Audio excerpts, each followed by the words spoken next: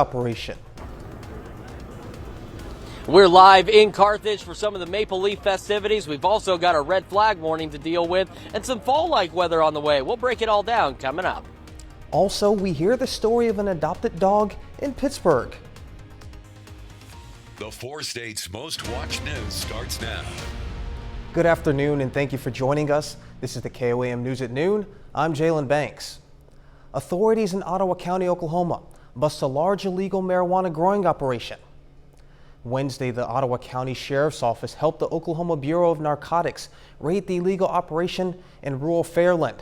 Authorities say they found more than 3,000 live plants, nearly 800 plants hanging to dry, and approximately 17,600 pounds of processed marijuana at the site.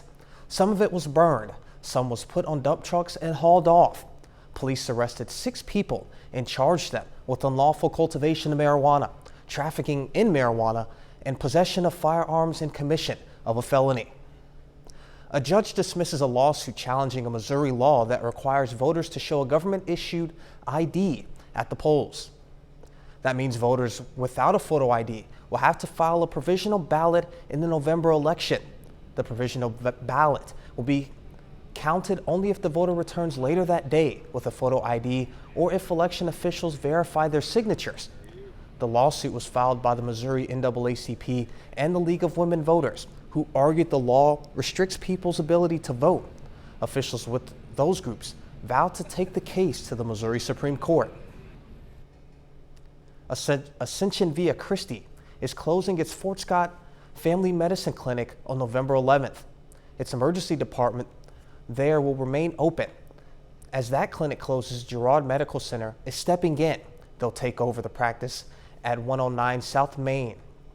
Anyone who goes to the family clinic and wants to continue receiving care there must request a transfer of medical records. The phone number to call to make that happen is on our website at KOAMnewsnow.com. Dog owners can soon get out and enjoy their time together with their 4-legged friends and other owners. The Bark in a Park event is happening this Saturday at Schlanger Park in Pittsburgh. The Humane Society will bring 3 dogs for the event that are up for adoption. The event includes activities for dogs as well as their owners, such as a free community dog walk and other training courses. 2 events that cost $5 are the dog show and the painted paw paintings. Chris Warner is live today in Carthage ahead of the Maple Leaf Festival. Chris, what do you have for us out there? Well, we've got some beautiful weather, albeit a bit on the gusty side. We've got a lot of stuff going on. I mean, Maple Leaf festivities been going on all month ahead of the big parade tomorrow morning. Right now, we're joined by Roger Williams, the former fire chief and this year's Grand Marshal. So welcome to the KOAM News at Noon. It's good to have you here. And we were kind of discussing the recently restored fire truck. Is that something you're expecting to have ready in time for the parade tomorrow? It's looking really good right now. You know, as things go, there's a lot of little things to button up on it from what I understand, and so it's looking good, and we're really looking forward to that. And I personally, that was around when I came to work, and I happened to get it back to where it was there when I left, and now to see the progress on it to get it finished up and make it roadworthy again is pretty exciting. And of course, if it's here in time for the parade, you're expected to be riding in that. And what's it like for you to be the Grand Marshal of this year's parade? Nothing but an honor. This is my hometown, lived here all my life. I'm very proud of this community. Of course, I was in service here for over 43 years, helping to protect the citizens and the structure of the structures and everything here. And it's just a great, great honor. I had retired and thought that, I was out to pasture and wouldn't be doing much else anymore. And then I suddenly get, the call that, hey, you're the Grand Marshal this year. And, I can't describe that. It's just, I really couldn't believe it, As I say, 43 years of seeing these parades, and now to be the leader of this year's parade's got to be pretty exciting. Yeah, it's just great. That's all I can say. It's, you have a lot of things happen in your life, good and bad, and this is a great thing that's happened in my life. All right, Roger, thank you so much for joining us. Of course, we're here at the Rotary Club. This is at 4th and Grant, the southeast corner of the square. They are serving bratwurst back here. And if you could see, there's a pretty good crowd. So if you haven't made it down here yet, you're going to want to make sure, as soon as the KOAM News at Noon is over, that you do make it down here. Now, as we mentioned at the beginning of the show, we do have a red flag warning that runs until 8 o'clock tonight. That's why we have that alert day for today. Red flag warning is for every county in our area, so absolutely no outdoor burning. Right now at 7th and Range Line in Joplin, clear skies, 70 degrees. The breeze starting to pick up here in Carthage. Last report in Joplin was west-southwest at 9 miles an hour.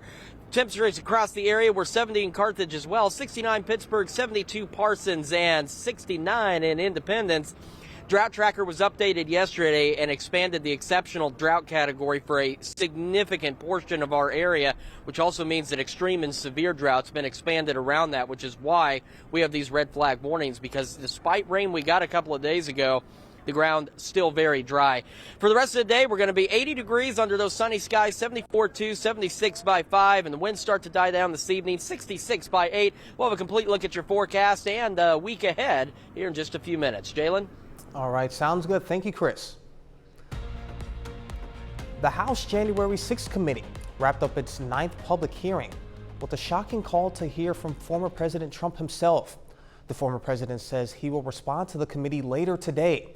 The hearing also featured gripping new video and evidence as lawmakers made their case that Trump tried to overturn the 2020 election, even though he knew he'd lost. And that is to blame for the violent Capitol assault. Natalie Brand has more from Capitol Hill.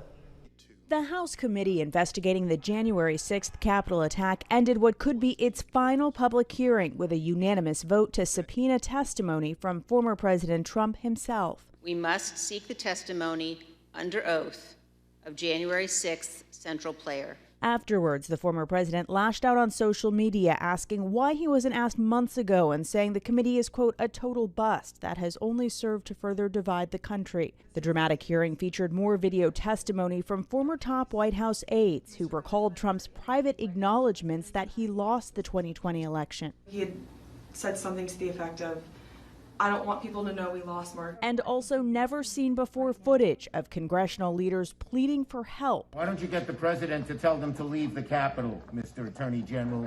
Lawmakers also put the spotlight on the U.S. Secret Service, presenting new evidence that they say shows agents were aware of threats of violence before the Capitol assault. California Democrat Adam Schiff read some of the alerts the agents were getting as much as a week and a half before the attack. Their plan is to literally kill people. Please take this tip seriously. A final report of the panel's findings is expected by the end of the year. Natalie Brand, CBS News, Capitol Hill. That's a look at today's top stories and weather in our first 7 minutes. Up next on the KOAM News at Noon, a hotel is pushing to keep a human element in certain jobs. And later, we're making a yummy eggplant dish in the Mr. Food Test Kitchen. Similar to that of Terminator or The Matrix, we see in today's world, robots are taking over many jobs, including welcoming you to hotels. A competition in Switzerland wants to make sure that the industry keeps its human touch. And CBS's Ian Lee has that story. If first impressions are everything, then clearly a hotel receptionist sets the bar for your stay. The cream of the crop are going bell to bell at a competition to crown the best. I felt very nervous in the morning. Good morning, the Hazel Hotel. David speaking. Eager receptionists from around the world descend on the set of a fake hotel in Switzerland for the 4-day contest. Need any assistance with your luggage, sir? Or with your car? Tim Oberly is a local boy, putting his people skills to the test. It is very important to be flexible, to be creative, to have the ability to improvise. Book a table for three. Certainly, sir. Actors throw everything at competitors, from securing tables at top restaurants or a wake-up call to a difficult or even an injured guest. So the taxi already wait outside in the gateway. Please have this way to here. All the while, a team of judges and spectators scrutinize their every move.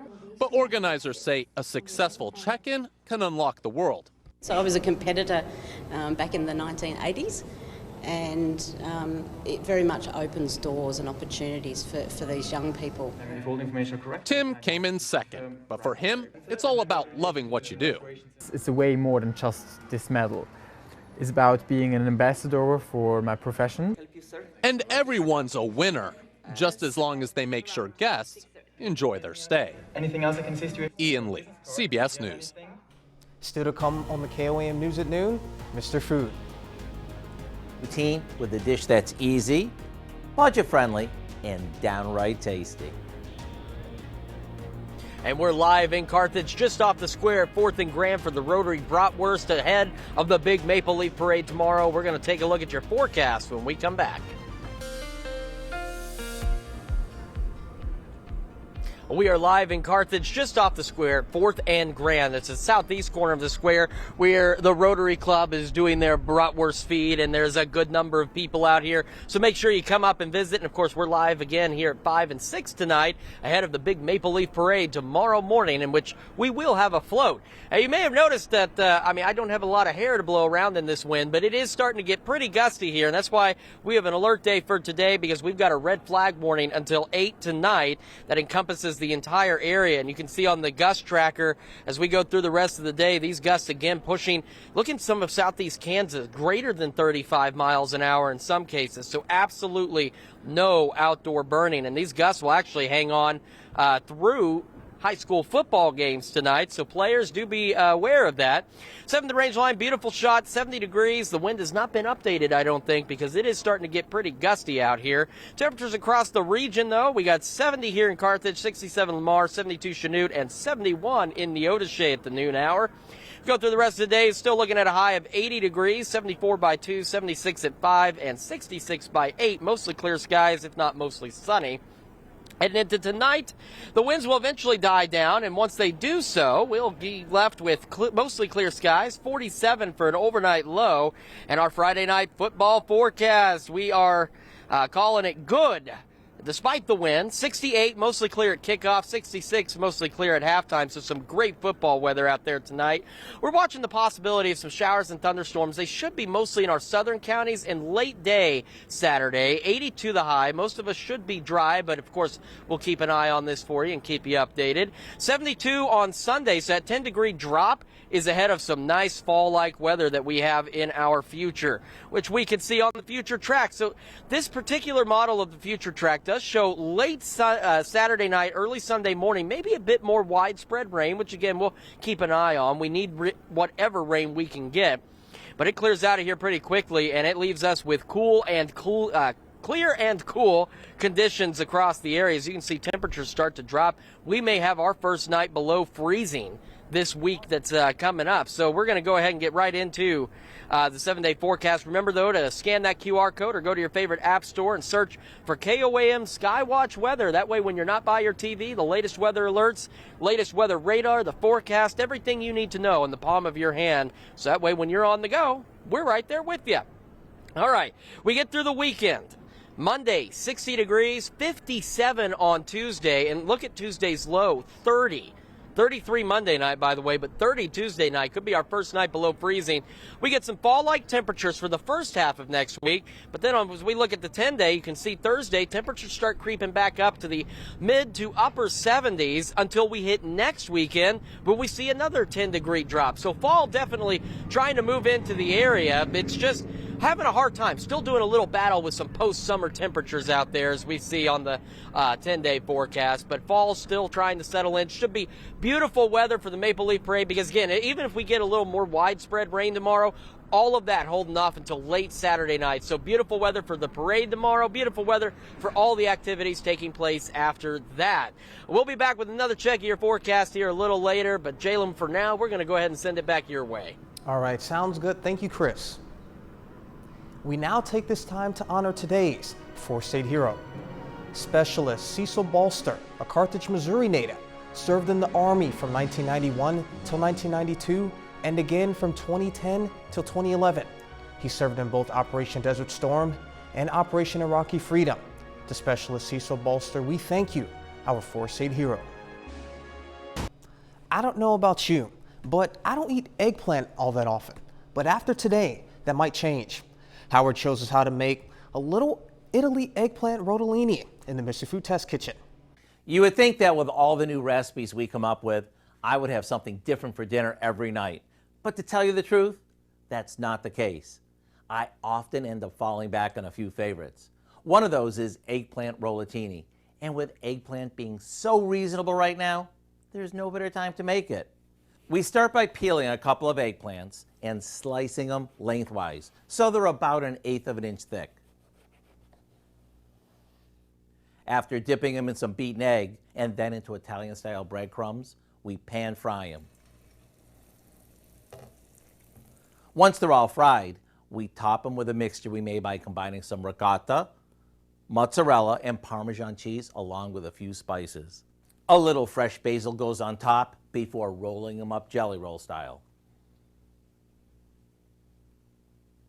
Then we place them in a baking dish that we lined with spaghetti sauce. Once they're all rolled, we'll top them with more sauce and a good amount of shredded mozzarella before baking them off. When these come out of the oven, it's time to dig in. And since this makes a bunch, you can freeze some and reheat them whenever you need a quick dinner. The recipe for our Little Italy eggplant rollatini is online now. I'm Howard in the Mr. Food Test Kitchen, where today we found an Italian lover's way for you to say, ooh, it's so good.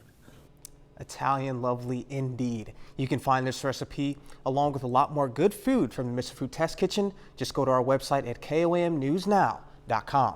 Now here's a look at the 4 state market prices.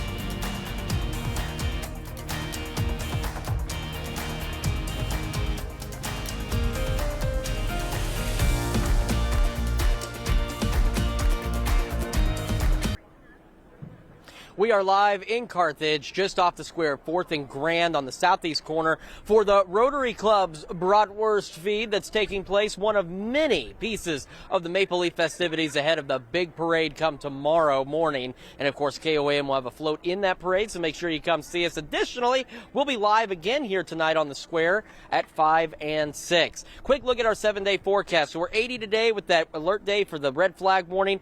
82 tomorrow, maybe some evening showers and storms. 72 Sunday, and then some fall-like weather as we head into the start of next week. And the wind, of course, already picking up here in Carthage. So make sure you're prepared for a blustery night tonight. Jalen, we're going to send it back to you. You see, the wind was so strong it blew yeah, his the tie, your tie, buddy. It's on your shoulder. Yeah, brats sound good, don't they? Right, absolutely. You can almost get the smell wafting from Carthage. Hopefully. All right, Dad, what do we have coming up at 5? Well, at 5, digital technology has never been more popular, with the pandemic teaching us to do things but differently. A new virtual venture in Israel is giving tourists the chance to visit some of the most sacred sites in the Holy Land without ever leaving home. Creators hope the experience will bridge cultural divides and draw people closer. Plus, KOAM is going to be live in Carthage again tonight, speaking with the Chamber Director about all the activities happening this weekend with Maple Leaf Festival. And a former McDonald County church pastor is charged with rape. Those stories and a lot more coming to you live from Carthage. KOAM News at 5. So you're going to be out there tonight, and we have those winds, so you're probably going to have to bundle up a little bit. Possibly, but I'm definitely going to get a brat while I'm out there. Absolutely. Bundle up if necessary. All right, well, thank you for joining us for the KOAM News at noon. We won't see you right back here tonight. We'll actually see you in Carthage at 5 and 6. We'll see you then.